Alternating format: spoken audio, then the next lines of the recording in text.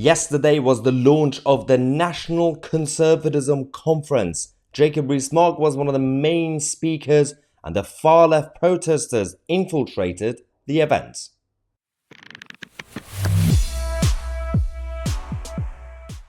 Hello everybody and welcome to the channel that challenges the mainstream media and the political establishment, from the left-wing natters to the globalist elite. Okay, so let's talk about this new thing. Yesterday, today and tomorrow we have the National Conservatism Conference, a new group and a new annual conference that is primarily for small c social conservatives. Including that does actually, they do have also a number of Tories, and they actually had a couple of main speakers, guest speakers that are very Tory, like Jacob Rees-Mogg and Suella Braverman, Home Secretary. But the whole crowd that we went to yesterday, we did a live stream from the conference, and they are mostly small c conservatives. That means they are not Tory. They're actually sick and tired of the government, and they want to bring back conservatism to Britain. But there were also a number of pro-establishment people in there.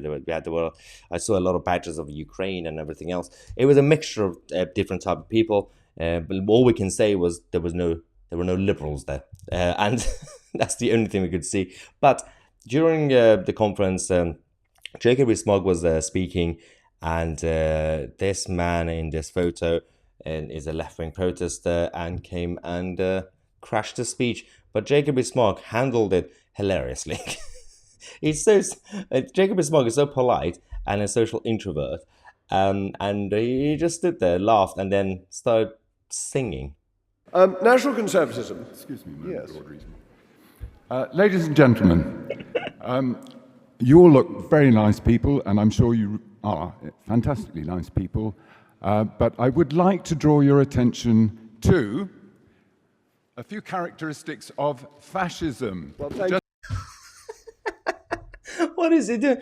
And now, this is the moment where Jacob Rees-Mogg starts singing "A Jolly Good Fella." You very much. What is he doing? The microphone's off, you idiot. All right, now let's see what he says. Well, there we go. Our jolly good fellow has had to leave, but we believe.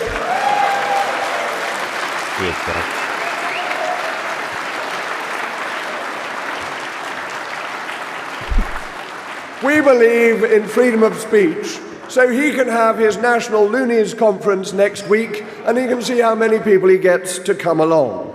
National Loonies Conference next week. I will actually be looking forward to that if they organize something like that. The problem with that is that the far left, if they have a big protest or some sort of big rally or event, they all spend the whole time fighting amongst themselves. Like, you're not left-wing enough. You're not left-wing enough. We should go more left-wing. You should be more anti-fascist. Absolute chaotic. Jacob Rees-Mogg is fascinating because he kind of annoys me at times. He's on the side of the actual conservatism in his country, but he's also at times a team player, but an individual in the House of Commons. So he's now a backbencher, so he's a rebel against the government, but then he's still very loyal to the Tory party. So at times it comes across as he's still supporting the government, but he opposes the government.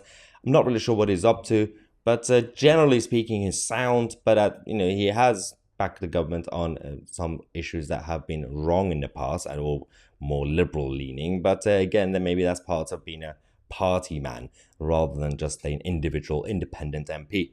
He actually did attack the government during this speech and all the other also far leftists on the issue of net zero, saying that you can't really let's talk about even the target for 2050, because this government thought, compared to some other countries who are pushing for 2030 as a target, they say, well, let's do 2050. Jacob Rees-Mogg said even 2050 is not feasible. We have to actually see if it's going to be bringing down the economy or not. So he actually talked about this. Let's go. We must look at whether net zero by 2050 is feasible. It is no good willing the end before having calculated the economic cost of the means. Ultimately,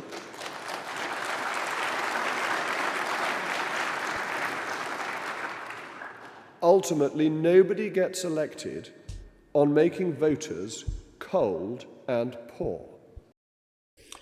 That's true, but Jacob Rees-Mogg also supported Boris Johnson's government that were pushing for these ideas. So I don't understand what's going on. I do appreciate being a team player in a political party, but certain issues should be value based, and I think, well, I personally myself won't be able to be a good team player, because I would see it as too much of a compromise on my own basic ideas in life and in politics. I can't really be part of the same cabinet if they are pushing for net zero measures. But each to their own, I guess. But on this channel, we'll remain independent and hold the power to account. I will praise them if they say and do the right things, and I will criticize them if they do or say the wrong things. Let me know what you think in the comment section. I'm Mahyar Tousi, and we are the media.